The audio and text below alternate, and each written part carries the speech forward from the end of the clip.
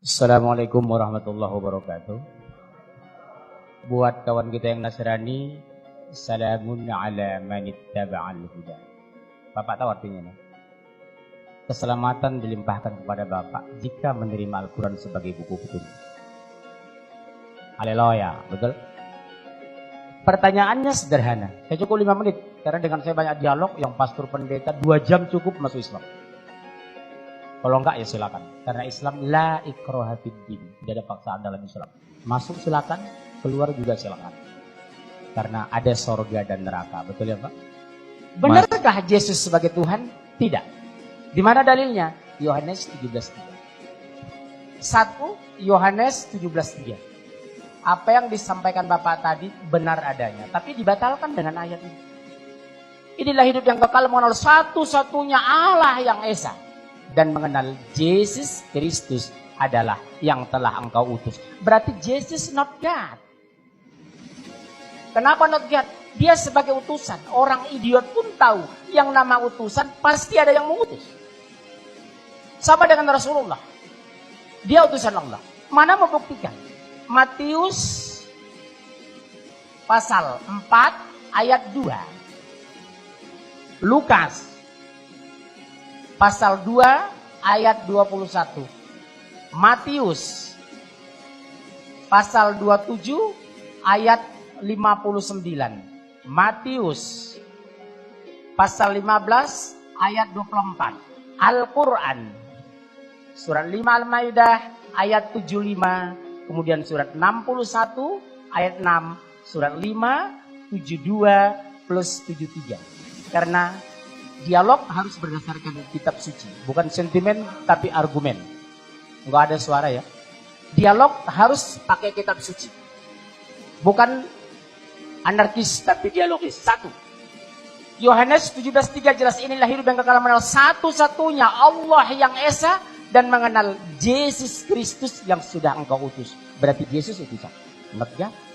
Sama dengan Muhammad dan Rasulullah. Rasul bahasa Arabnya artinya utusan, Pak. Yang kedua, mana buktinya dia manusia biasa sebagai Rasul dalam Islam? Matius pasal 4 ayat 2. Setelah Yesus berpuasa 40 hari 40 malam maka laparlah ia. Kalau Tuhan mustahil lapar. Makanya kami berpuasa. Yang kedua, Lukas pasal 2:21. Setelah Yesus berusia 8 hari maka dia khitan, sunat. Dia sunat. Kalau Tuhan mustahil sunat. Dokter mana yang berani nyunat Tuhan? Betul?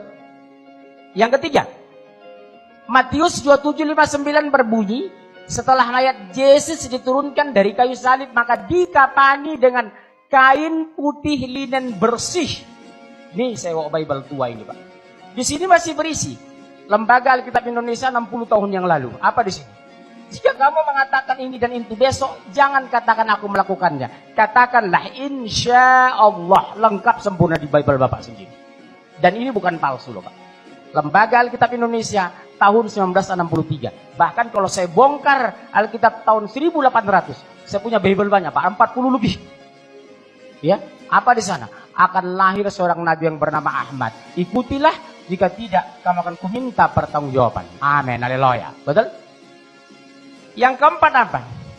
Matius pasal 15:24 berbunyi, ini buat Bapak yang Batak, itu kurumapea, laiku ini dari Manado, Tewu, kami sama-sama dari Samosir Pak. Ya, saya setemu orang, beliau rumah PA.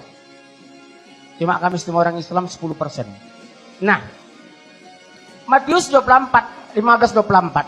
Aku hanya diutus kepada domba yang sesat dari umat Israel. Bukan untuk dunia aku diutus. Jadi orang ditebus Yesus itu hanya dari Bani Israel. Kalau Bapak dari Jawa maaf, tidak termasuk ditebus Yesus. Bapak orang Tapanuli tidak masuk ditebus Yesus. Karena aku diutus hanya kepada domba-domba yang sesat dari umat Israel. Beda dengan Islam. Qul ya ayuhan nas inni rasulullah ilaikum jami'a. Katakan hai Muhammad, aku utusan Allah untuk kalian semua. Sadayana di dia.